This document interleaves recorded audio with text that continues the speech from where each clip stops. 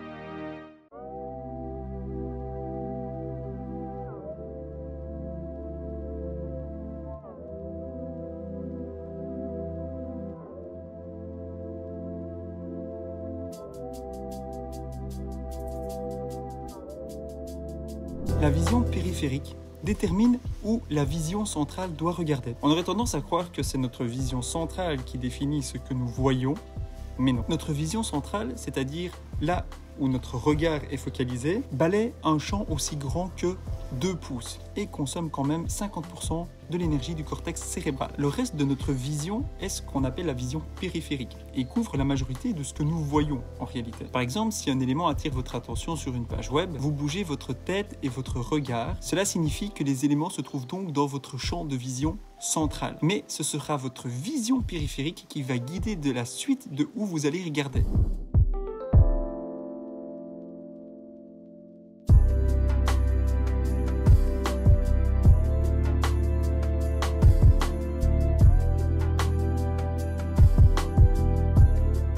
En tant que concepteur, c'est donc important de prendre en considération ce que vous mettez dans la vision périphérique de votre interface pour guider le regard de l'utilisateur vers la prochaine information que vous souhaitez lui soumettre. Enfin, l'auteur explique que comme les instruments de eye tracking ne prennent en considération que la vision centrale, il ne faut pas trop s'appuyer sur ce genre de résultats. En effet, par expérience, j'ai davantage appris de choses grâce à des tests utilisateurs ou des interviews utilisateurs que juste avec des résultats d'un eye tracking. Après, ce type de test reste très intéressant en complément de tests utilisateurs pour renforcer les observations et justifier les choix de conception.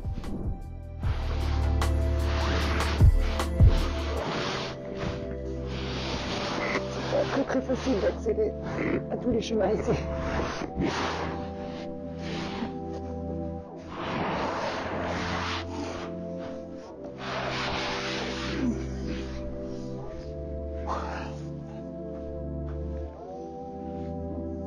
Pas très étroit, très étroit.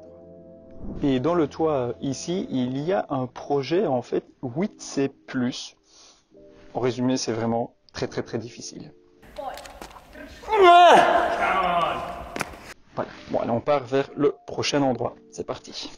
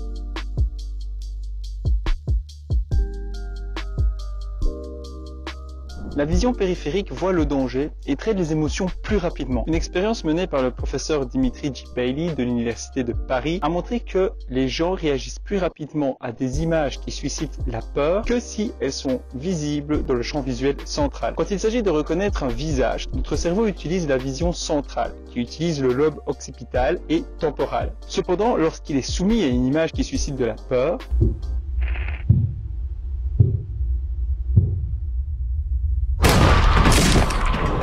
le cerveau utilise un raccourci où notre vision périphérique a tendance à utiliser l'amygdale, une partie du cerveau qui définit notre comportement de survie. Dans la conception d'un projet, il est donc intéressant d'inclure des éléments stimulants, surprenants, dans le champ de vision périphérique de l'utilisateur au lieu de l'afficher immédiatement devant lui dans sa vision centrale.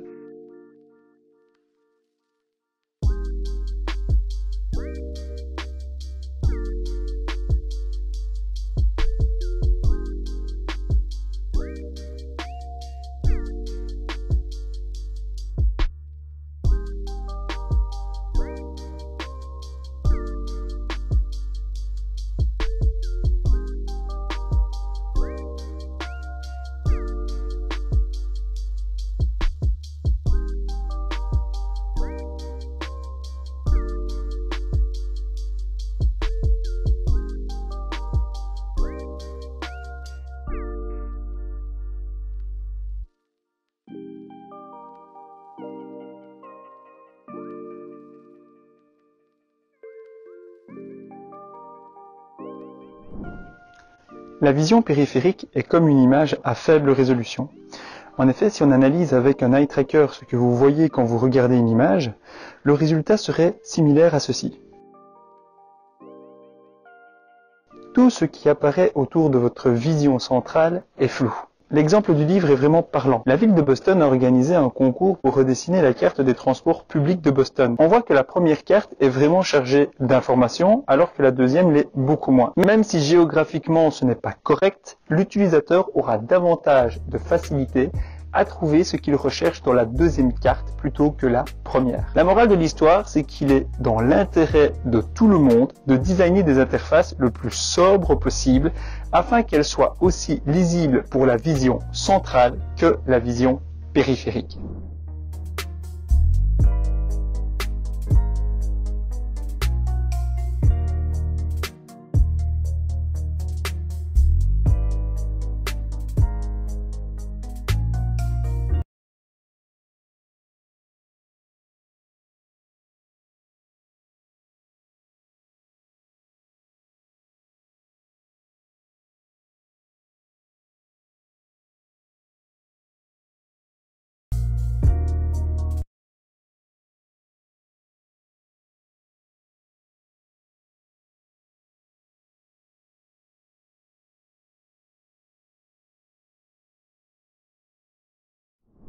Je suis sûr que vous avez déjà vu ce genre d'illustration qui montre une personne qui regarde un produit afin d'attirer le regard de l'utilisateur sur le produit en question. On le sait et c'est un comportement humain naturel que de regarder ce que quelqu'un regarde. Mais quid de l'action de l'utilisateur? Sur quel type d'image un utilisateur aura tendance à cliquer? C'est l'étude qu'a menée John Correll, le CEO du site conversionvoodoo.com, où il a fait 150 000 A/B tests afin de voir quel type d'image serait le plus cliqué. Et la corrélation est claire. Plus l'émotion de l'image est grande, plus grand sera le taux de clic, et ce, indépendamment de la direction dans laquelle regarde la personne sur l'image. Donc, si vous utilisez des images à caractère de produit, soyez sûr que les individus regardent dans la direction de où vous souhaitez orienter l'attention de vos utilisateurs, et encore mieux, utilisez des images avec une forte émotion positive près des boutons d'action. Une étude menée par France Chen en 2013 démontre que si votre audience est d'accord avec votre message,